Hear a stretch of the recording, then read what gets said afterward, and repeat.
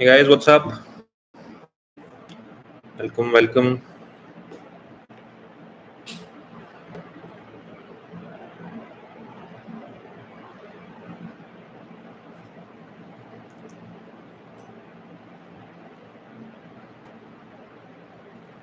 Okay, welcome guys. Hi, how are you doing? I think good to join in early for a game for a change. I think it's easier for the people in US. So exciting time. I think we have a very good game on our hands. My name is Lavish, and this is the live before log show. So today, what we're reviewing just before the start of the game is New Zealand versus Pakistan, which is virtually, in a way, almost like a quarterfinal because a lot of Pakistan's hopes and a lot of uh, other countries' hopes and other teams' hopes rely on this game. So if Pakistan, if New Zealand were to win today, I think that means that all teams, including Pakistan, Sri Lanka, and England, will get eliminated. So I think lots of stake here for this game. So I think it adds to the excitement and the level of this game. So I think let's quickly look at what has happened in terms of toss. Okay, so I think Pakistan have won the toss and they have decided to bowl first. Let's quickly look at the lineups as well. Right, first we have New Zealand. I think so Kane Williamson is back in at number three. A big boost from the before, like looks like they would be qualifying. So a big boost for New Zealand. Their most crucial batsman, I think, coming in. I think, but so to say, players like Conway and Rachin Ravindra and Daryl Mitchell all do look like I the that do. Other than that, I don't see any such surprises. I think okay, Ish playing this time. So we have Ish Sodhi in as it for Pakistan. So we have Abdullah Shafiq, we have Fakhar Zaman and Babar at three, Rizwan, Shakil, Iftikhar, Salman Ali Agha is in, Hassan Ali, Shaheen, Wasim Junior. So I think good strong lineup for Pakistan as well. I think in terms of the pitch today, it's very much favorable to the batsman. I think Pakistan have looked comfortable chasing now in the last few games, so they would be looking forward to this game. I think uh, average score, if they can restrict Pakistan, they can restrict New Zealand to anywhere around, let's say, 250, 260. I think that's a big boost for Pakistan to chase, I think, and obviously lots riding because if Pakistan would lose this game, they'll officially be out of contention for the Super Four. And surprisingly, I think Afghanistan, I think India is the only team who has qualified so far officially. But does look like that both South Africa and New Zealand would more or less make it in as well. But it remains to be seen who would be the fourth team who gets in. Is it Australia? I think looks like one of the more likelier teams to get in. But you do have Pakistan and the likes of surprisingly Afghanistan in contention. So yeah, exciting time. In terms of now, let's look at quickly more from a fantasy point of view. What do we need to look at? We do have who should you look to captain? I think three standout batsmen. I think since this is a heavily batting pitch, you need to look at three players. First being Rachin Ravindra. I think the highest, he's the leading scorer of New Zealand. He's made about 400 plus runs in 7 games. Solid average and a great strike rate as well. He scored two centuries and two half centuries. So he's the man in form for New Zealand. I think, and even with Kane Williamson coming in and now batting at three, I think Ravindra would be opening for New Zealand. So you could expect a strong start from him. Then the other picks that you should look at is Daryl Mitchell. I think he's had two centuries and a half century in the World Cup so far. He's also at about 350 runs. So he's a good striker. I think he played really well. He batted really well against India in their last World Cup game.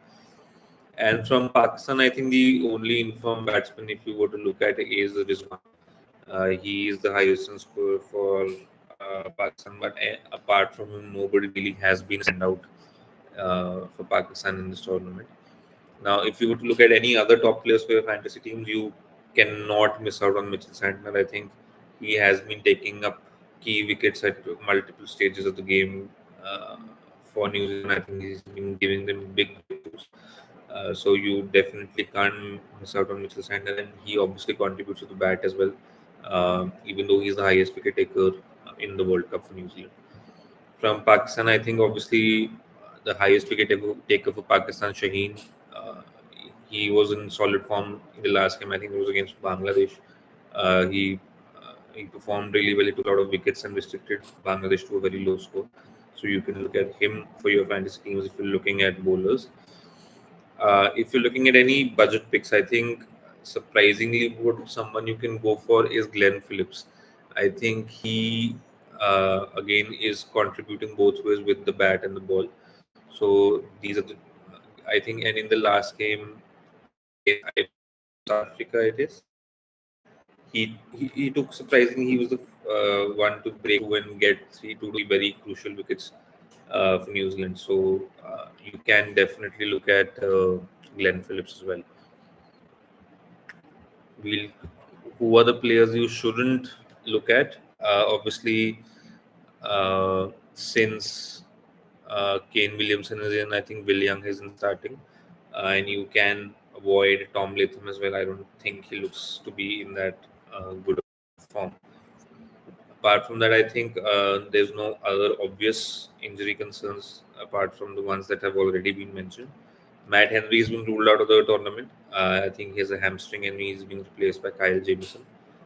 Jimmy Neesham also he's injured and he isn't fit, which is why Ish Sodhi is starting.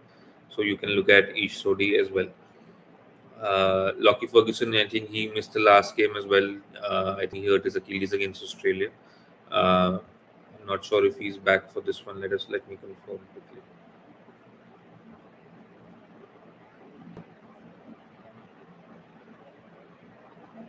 Yeah, no, so he hasn't come back. So Lockie Ferguson is out as well. And if you look at the stats and the form of the teams, uh, just to remind you, New Zealand lost their last game against South Africa by a huge margin, which is 190. So Pakistan do have some hope of winning this one. And obviously, Pakistan have a lot more incentive to perform in this game because every game for them is now like an elimination, right? So New Zealand did lose out the last game against South Africa. I think these are the games which will sort of end up happening for the semi-finals. Either it will be India, New Zealand, or India, South Africa, or South Africa, New Zealand even. So I think New Zealand, even though if they qualify, they've lost against South Africa already, and a huge margin, 190. That's not right. They were chasing a big target, 358. They couldn't restrict South Africa. And Glenn Phillips, again, surprisingly, was the highest scorer from New Zealand. He made just 60, but he was the highest scorer. And only two batters apart from him managed to make it into a double figure. So I think a disappointing chase for New Zealand. I think it's very rare that chasing teams have lost in the World Cup this time out. So these are the players that you need to.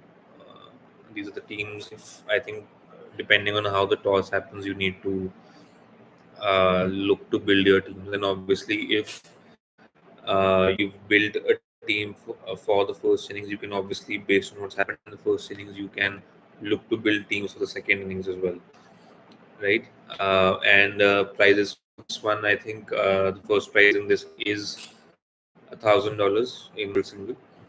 Then after this, we also have another exciting game, sort of an Ashes matchup, England versus Australia, uh, at 2 p.m. IST, I think, which would be around 4:30 US time, Eastern time. So build your teams before that. I think this first prize in that as well is again $1,000.